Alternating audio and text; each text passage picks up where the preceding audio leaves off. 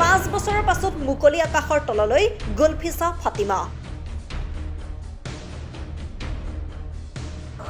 তিহাৰ জেলত 5 বছৰে কাৰাবন্দী হৈ আছিল ফাতিমা।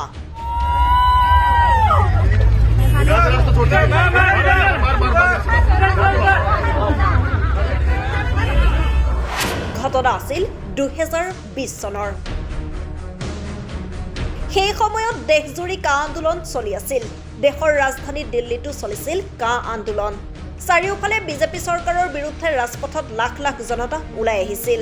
লাখ লাখ জনতাৰ মাজত গুলফিছা ফাতিমায়ো বিজেপি চৰকাৰৰ বিৰুদ্ধে কা আন্দোলনক লৈ প্ৰতিবাদ কৰিছিল।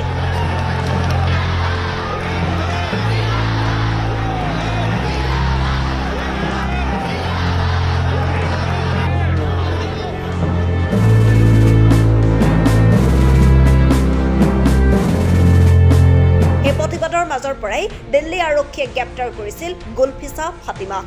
গুলফিছা ফাতিমাৰ বিৰুদ্ধে অভিযোগ আছিল হত্যা, মাৰপিট, ৰাষ্ট্ৰদ্ৰোহ আদি আৰোপ কৰিছিল। তেতিয়াৰ পৰাই 30 বছৰীয়া গুলফিছা ফাতিমাই তিহাৰ জেলত থাকিব লগা হৈছিল। সুদীৰ্ঘ 5 বছৰৰ পাছত তিহাৰ জেলৰ পৰাই মুক্তি পালে ফাতিমাই। ফাতিমাক আদৰিবলৈ এনেদৰে ঘৰৰ পৰিয়ালৰ লগতে বন্ধু বান্ধৱ সকলো ওলাই আহিল তিহাৰ জেলৰ সন্মুখলৈ।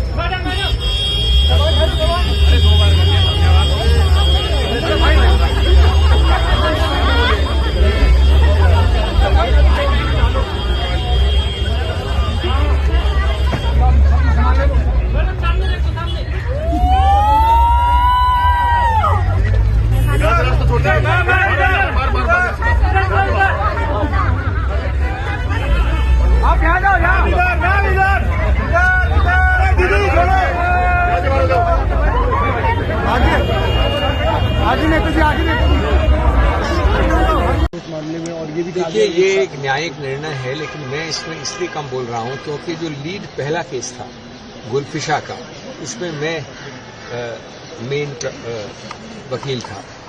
मुझे हर्ष है कि हमें बेल मिल गई। मैंने सिर्फ वही केस किया है, तो मैं दूसरे केस में टिप्पणी करना उचित नहीं है।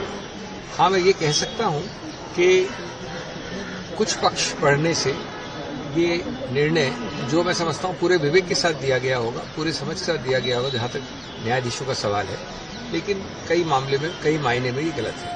सर, जेएनयू में प्रधानमंत्री मोदी और अमित शाह के खिलाफ आपत्तिजनक नारे लगाए गए। आज स्टूडेंट्स के खिलाफ एफआईआर दर्ज हो गई है, क्या कहना चाहिए? मैं हर चीज पर टिप्पणी नहीं कर सकता। क्या तथ्य मैं जानता नहीं हूं। लेकिन सर, आप इसको किस तरीके से देखते हैं जो लगातार पॉलिटिकल मामला बन जाता है अब, और सीधे तौर पे अगर नारे जेएनयू में लगते हैं लेकिन निशाने पे कांग्रेस पार्टी, अपोजिशन पार्टियां हों, तो इस तरीके की बात कही जाती है कि टुकड़े टुकड़े गैंग के ये लोग सरमाएदार हैं। देखिए, ये Lutyens gang, Khan market gang, टुकड़े टुकड़े गैंग, ये शब्दावली है। मैं समझता हूं इस शब्दावली का एक ही उद्देश्य है कि जब से नेहरू जी से लेकर अब तो गांधी जी से लेकर आज तक न कुछ देश में निर्माण हुआ, यहाँ सिर्फ नकारात्मक राजनीति हुई, यहाँ सिर्फ तोड़फोड़ हुई, कोई स्तंभ नहीं है हमारे गणतंत्र के। तो ये नैरेटिव कोई जनता जनार्दन घास नहीं खाती है। वो समझते हैं कि इतने ज्यादा राजनीतिक द्वेष से इस प्रकार का नैरेटिव बनाना सही नहीं है। बाकी आपका विवेक है, आप सत्ता में हैं, आपका निर्णय है, लेकिन गणतंत्र की जो अस्मिता है वो यही है कि इस प्रकार आपका वो प्रतिद्वंदी है राजनीति, लेकिन आपके शत्रु बनाने की जो नैरेटिव है वो गलत है। न्यूज़ डेस्क से रिपोर्ट, वॉइस 365।